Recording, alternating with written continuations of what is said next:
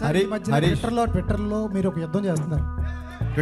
యుద్ధం చేస్తున్నారు మీరు, ఒక మా సీనియర్ జర్నలిస్ట్. యుద్ధం అయిపోయిందా సార్? సీనియర్ జర్నలిస్ట్ ఎవరు? ఆయన ఇక్కడే ఉన్నాడు, వెళ్ళిపోయారా? మూర్తి గారు అయిపోయిందండి, అయిపోయింది ఆ యుద్ధం. ట్విట్టర్ చూడండి, అయిందో లేదో కంటిన్యూ అవుతుంది, మీకు తెలుస్తుంది. పొద్దున ఇంటర్వ్యూ ఇచ్చారు కదా ఆయనకి. సార్ ట్విట్టర్కి ఒక లాంగ్వేజ్ ఉంటుంది సార్, అక్కడే మాట్లాడుకుందాం, ఇక్కడ ఓన్లీ ఇక్కడే మాట్లాడుకుందాం. హరీష్ గారు ఇక్కడ అండి, ఇక్కడ హరీష్ సార్, ఇది ఇప్పుడు మీరు మీ మొదటి సినిమా నుంచి మీడియా వాళ్ళు చాలా సపోర్టివ్గా ఉన్నారు. అవును. అలాంటి వాళ్ళతోని చాలా అబ్యూజివ్ వర్డ్ యూజ్ చేసి ట్విట్టర్లో కామెంట్ చేయడం, ముసలి నక్క అని అనడం ఎంతవరకు సమంజసం?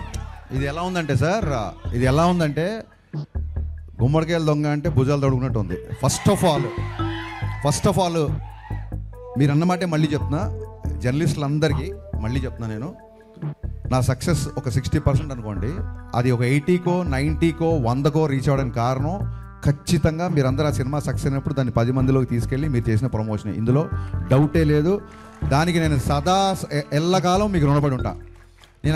నేను పెట్టిన ట్వీట్లో ఎక్కడ జర్నలిస్ట్ అని కానీ పాత్రికేయుడు అని కానీ అనలా, అది మీరు ఖచ్చితంగా గుర్తుపెట్టుకోవాలి. అట్ ద సేమ్ టైం ఒక ఇండివిజువల్ని ఐడెంటిఫై చేస్తున్నప్పుడు అది ప్రొఫెషన్ కాదు బేసిక్గా. అండ్ అబ్యూజివ్ వర్డ్స్ అని అన్నారు కదా మీరు, ఏ రోజు జర్నలిస్ట్లో నేను అబ్యూజివ్ వర్డ్స్ యూజ్ చేసినా మీరు ప్రూవ్ చేస్తే ఆ రోజు ఇప్పుడు చెప్పినట్టు థ్యాంక్స్ కాదు, సాష్టాంగ నమస్కారం చేసి క్షమాపణ కోరుకుంటాం. కానీ ఏదైనా ఇష్యూ ఉంటే అండి ఫోన్లో కానీ ఇంకా పర్సనల్ కానీ మాట్లాడుకోవచ్చు. అదే సార్, మీరు కూడా ఫోన్లోనో పర్సనల్గానో మా డీటెయిల్స్ బయట పెట్టారనుకోండి, ఆ ఇష్యూ లేదు. మీరు పబ్లిక్గా ట్విట్టర్లో పెట్టారు కదా, సో ట్విట్టర్లోనే సమాధానం ఇవ్వాల్సి ఉంటుంది.